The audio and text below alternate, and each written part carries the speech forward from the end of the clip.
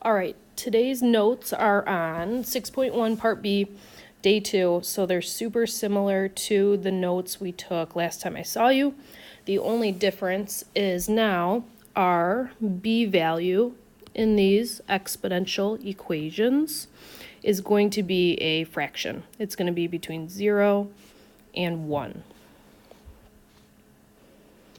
So we still are going to have our asymptote line, which is going to be our horizontal line where our graph gets super close to it, but it never touches it.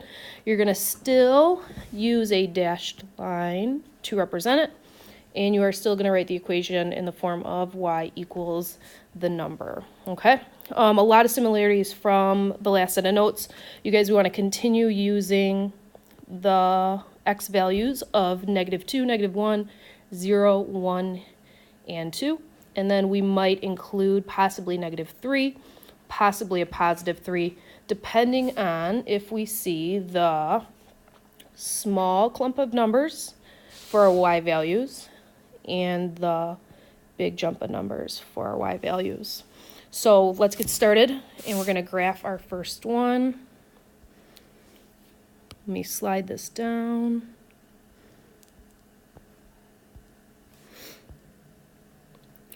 And zoom in a little bit. Oops, sorry. Okay, so you guys just need to be careful plugging these into the calculator. We're going to use our x values of -2.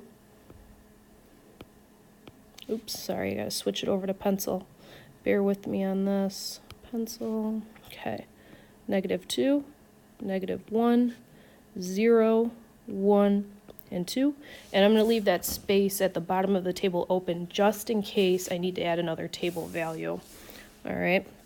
So from there, here, let me straighten this out a little bit.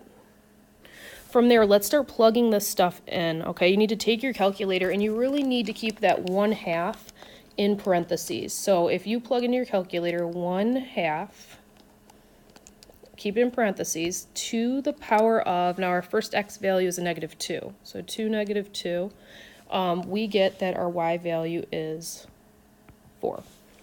And we're going to do the same thing to fill out the rest of the chart. So now 1/2 again in parentheses, to the power of -1, hit enter, and you get 2. Plug it again, 1/2 to the power of 0, hit enter, anything to the power of 0 is a 1. Keep going, 1/2 to the power of 1 is going to be 1/2. And so write these as decimals. You're going to get decimals just like we did last time. This is going to be 0.5. And then last one, 1/2 to the second power is 0.25. All right, so at this point, we want to look for, do we have enough in our table? Do we see the small clump of numbers? Where that occurs is right here between the 0.5 and the 0.25. This is our small clump.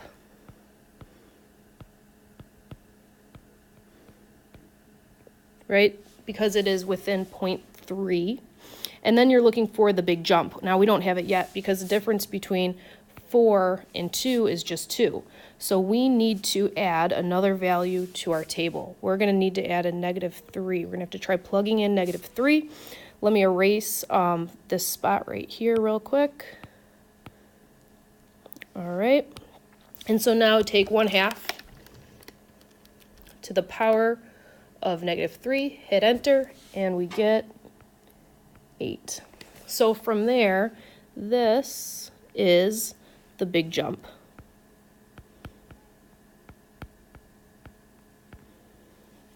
And that's what we need. So at this point now, we can graph these, okay? So on our graph, we're going to just start at the top with -3, +8. So to the left 3, up 8.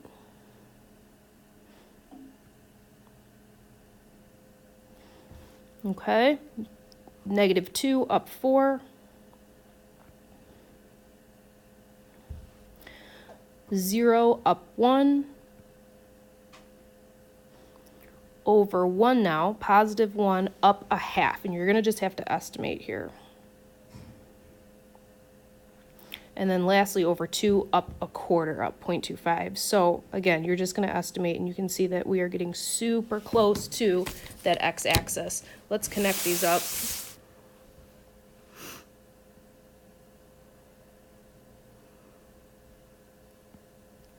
And that is your graph. So you need to make sure you mark your asymptote line with a dashed line, and that is occurring.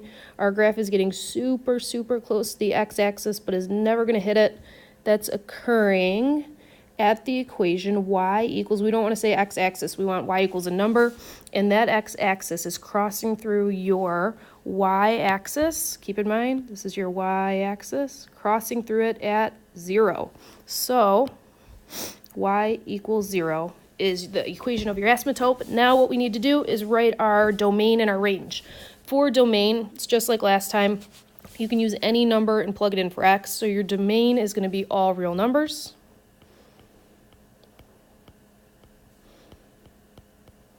And then your range, you just have to be careful. You have to really look at your graph, and you notice that your values are never going to go below that line y equals 0. So the y's are always greater. Y values, your range, y's are greater than 0. And then your problem is complete. So you have your table filled out, identified big jump, small clump of numbers, graphed it, wrote your asymptote line, and then you have your domain and your range filled in. All right, so now on to the back. Let me zoom in.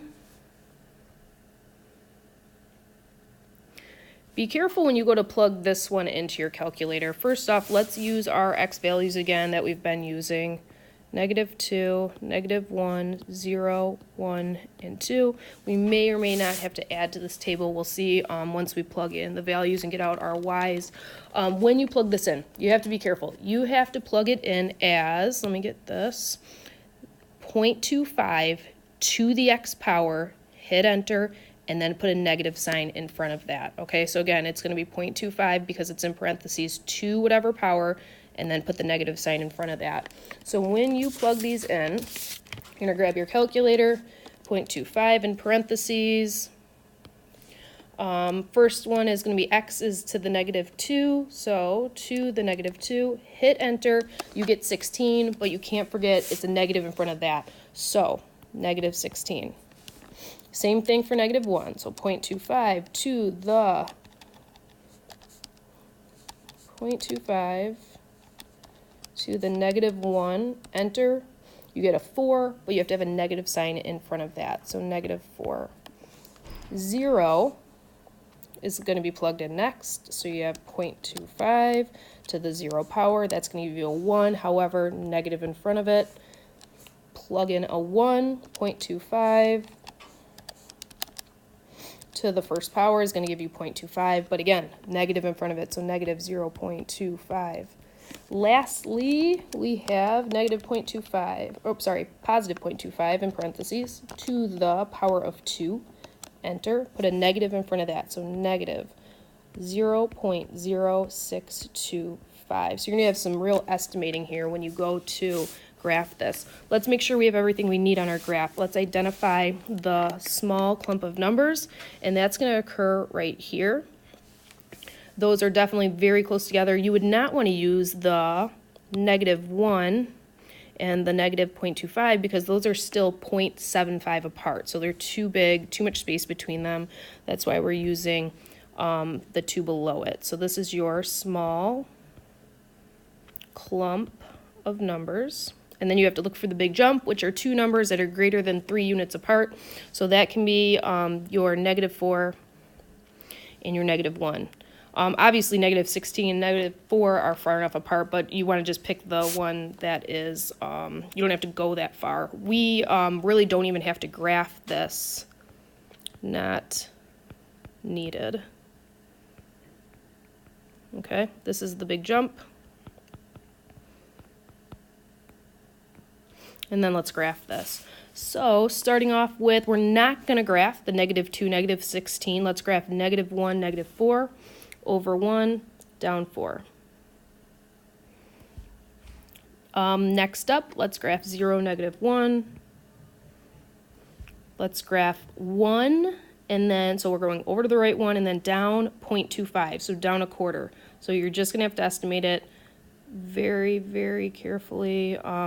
Try to just do your best. It's just such a small number. And then the next one's even smaller, so that's over 2, and then down 0.0625. So I mean, it is just barely, and it's going to be really hard to graph, but just do your best, barely below that x-axis. Okay, so once you have your points plotted, connect them up, graph your line.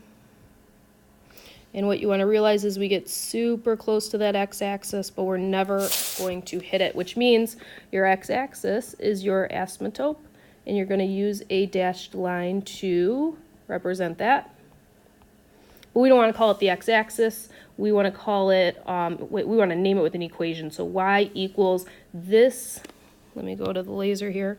This axis is hitting your y-axis at 0. So that is why it is named y equals 0. From there, let's do the domain and the range. Domain, similar to all the other problems we've done, you are allowed to plug anything in that you want for x in a problem like this. So again, domain will be all real numbers. And your range is where you just have to be careful. You really, like I mentioned before in example 1, you really have to look at the graph, and you want to notice that your graph is never going above that x-axis. It is never going above y equals 0. And because y equals 0 is the asymptote, it's never even going to hit that. So you just want to make sure then your y's, you want to make sure that your y values, your range, are written as y less than 0. Because they're never going to reach 0. They're going to get very, very, very close to 0, but they're never going to end up hitting 0. Okay, so our last example is right here. And, you know, there's a couple more steps when it comes to plugging it into your calculator, so you really just need to take your time. We are still going to continue to use the same values for x. We're going to use -2, -1, 0, 1, and 2. I'm going to leave that last space open. We may need to use a 3. We may need to use a -3. I'm not sure yet until we see what our y values are. So let's plug this in. You have to be careful here. You need to do, let me get the laser, 1/3 in parentheses, 2 whatever power you're going to use off your table for your x's, then multiply it by 5, hit enter. Last step is subtracting 5. Okay, so you might as well practice this as we go through it. That way you know if you're doing it correctly. So 1/3 in parentheses, 2 the -2nd power, enter. That's a 9, times 5, 45, minus 5. I get 40. So it's pretty big, you know, it's a pretty big number. So this is, oh, sorry, I got to switch back to pencil. This is 40.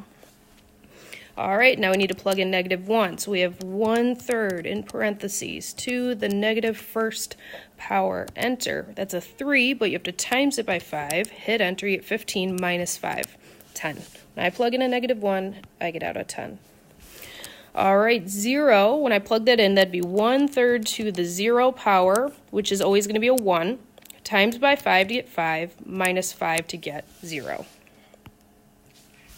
Plugging in a 1. 1/3 to the 1st power is going to be 1/3 times 5 minus 5. A decimal is what you end up getting, but just round it to a couple places. You have -3.33. All right, last one, plugging in a 2. 1/3 to the 2nd power, hit enter, you get 0.111, repeating, times 5, minus 5, decimal of -4.44. All right, so now we want to kind of check out the table and look for the big jump and the small clump of numbers. Big jump is actually going to occur at between 0 and -3.33. That's going to be greater than a jump of 3 units. So this is your big jump. Then you're looking for the small clump of numbers, and let's see, I don't see it yet, because when you subtract when you subtract 4.44 minus 3.33, you get 1.11. So between these two, you're getting 1.11, and that's still too big to be considered the small clump. So what we're going to have to do is add a row to our table. We need to plug in a 3. And so when you take, then we got to go back to the beginning here, and we're going to plug in a 3 for x and do that math. So calculator, I have 1/3 to the third power gives me 0.037 about times by 5. I get about 0.185, but then you have to subtract 5. So negative 4.81, and that's better. So between these two, I have my small clump of numbers. Small clump of numbers. So what you can kind of pull away from that is when your y value is super high, that's when you're not going to need that. Like we can graph this problem without using -2 for x and y of 40. So not needed. You'd really have to extend your graph to plot that. All right, let's graph these then. Again, like we are not graphing -240, so we're going to start with -110. We are moving to the left one and up 10, so we're at the very top here. And then 0, 0, right at the origin. +1, -3.33, which is going to just be a little bit below the -3. And then we have +2, -4.4. So that's going to be a little bit below 4.5, or I should say above it, really. And then over 3, down -4.8. 1, 2, 3, 4. If that's 5, I just want to be a little bit above that. All right, so those are the points we need. We can connect up our graph.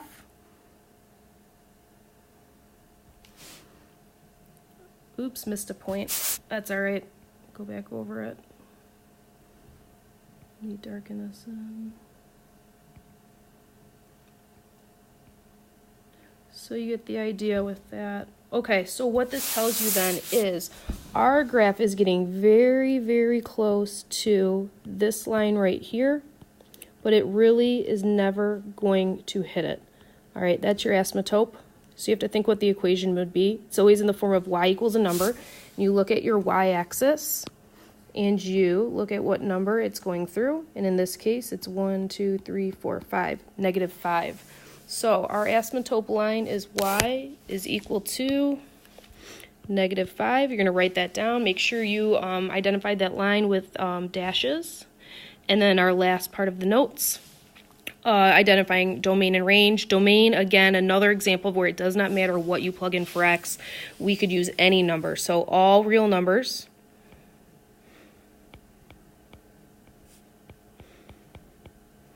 And then lastly, the range is going to be really look at the graph and look at where is your graph coming close to but never hitting. And look at how all the values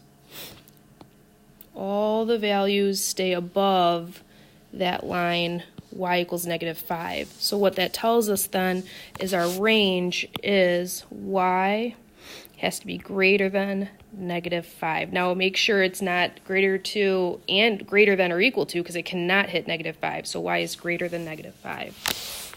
So those are our notes on 6.1, day 2, exponential decay functions, very similar to the notes from day 1 that we did on Monday. So I hope this helps. Get started on the homework, and I can answer any questions that you have when I see you next class period. See ya.